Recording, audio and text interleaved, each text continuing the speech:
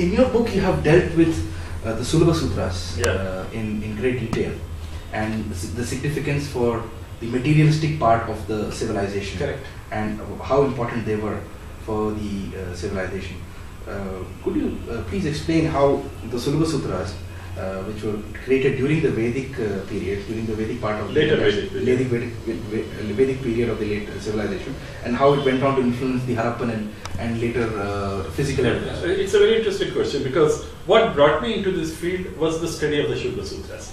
Okay, because I looked at Seidenberg's work. You know, I come from a mathematics background, and the relationship between Egyptian, Babylonian, and Indian this thing, that is when it hit me. Later, that Shulba Sutra is algebraic geometry, that is, uses algebraic methods for solving problems in geometry, which is what we do in architecture and engineering today. It suddenly hit me that those were the results, or the scientific or the mathematical basis that were needed for the planned cities of the Harappan civilization. You see, you have standardization, the same size of bricks are used everywhere. The bricks are of the same size with the same ratio, 1, 2, 3, that kind of thing, and the bonding and the planning and all that.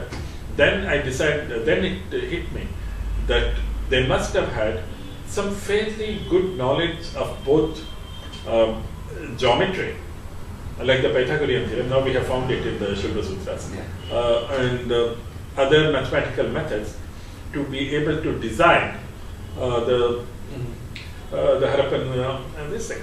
And so it gave me, in addition to the connection between Babylonian and Egyptian and the Indian mathematics, which is what Shulba Sutras, the Vedic mathematics, a connection to the archaeology of the Harappan civilization, establishing a firm link between Vedic mathematics. Please note that Vedic mathematics here refers to the Shulba Sutras, not the modern books by Bharati Krishna Tirtha, which is, that mathematics is not found in the Vedic literature. So it gives you that connection, but it also gave me a chronological link. For example, Seidenberg showed, and I showed later, that the mathematics of Babylon and ancient Egypt both must have been derived from the Shulba Sutra or influenced by it, which means the Shulba Sutras must have existed in the 3rd millennium, that is 2500 BC or so, which is also the high point of the Harappan civilization. So I have called it the Veda Harappa Sumeria connection, because I didn't go as far as Egypt.